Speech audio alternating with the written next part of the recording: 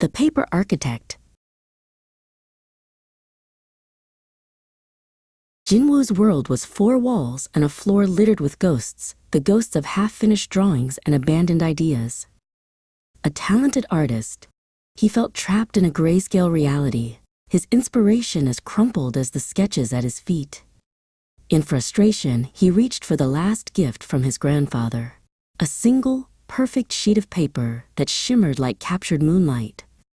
He began to fold, not with a plan, but with the sharp creased anger of a soul confined.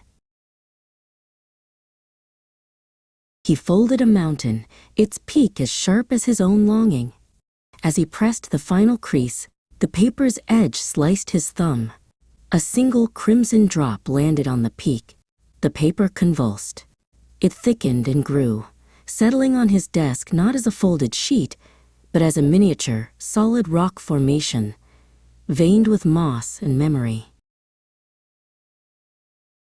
Jinwoo stared, his breath caught in his throat. The rock was cool to the touch, real and impossible. A dangerous, thrilling idea ignited in his mind.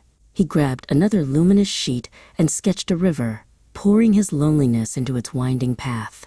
He folded it, and this time, he sealed the final crease with a single, deliberate teardrop. The paper river unfolded, flowing around the base of the mountain. Its water didn't just sparkle, it shimmered with a sad, silver light. It was his melancholy, given form and motion. He felt a weight lift from his chest, replaced by a surge of creative power he hadn't felt in years. He wasn't just drawing, he was building a world from the pieces of himself. The world outside his window ceased to exist. Days bled into nights as he worked, fueled by coffee and obsession. He folded sprawling forests from the green ink of his childhood memories, and vast deserts from the faded sepia of his emptiness. The floor of his studio became the foundation of a new planet, beautiful and heartbreakingly personal. But his creation was a hungry god. With every forest he planted, the world outside his window seemed to fade, the city sinking into a dull, colorless fog. He caught his reflection and saw a ghost staring back, pale and nearly translucent. He was pouring his own color, his very essence, into the paper world at his feet.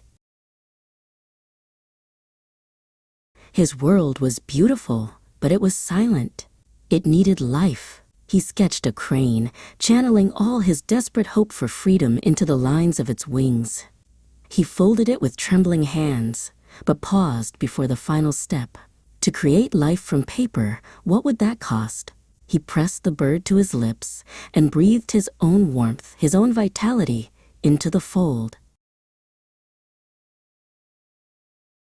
The crane shuddered in his hands. Its paper wings softened into feathers, its body becoming warm and alive. It unfolded, let out a silent, echoing cry, and took flight. It circled his head once before landing on the highest peak of his miniature world.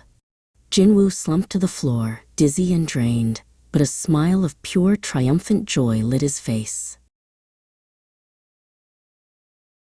The obsession now had him completely. The world needed a sun to warm it, a moon to watch over it, and stars to dream by. He knew the price.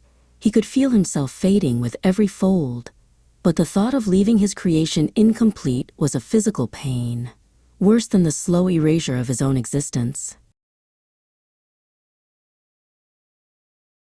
Only one sheet of the shimmering paper remained.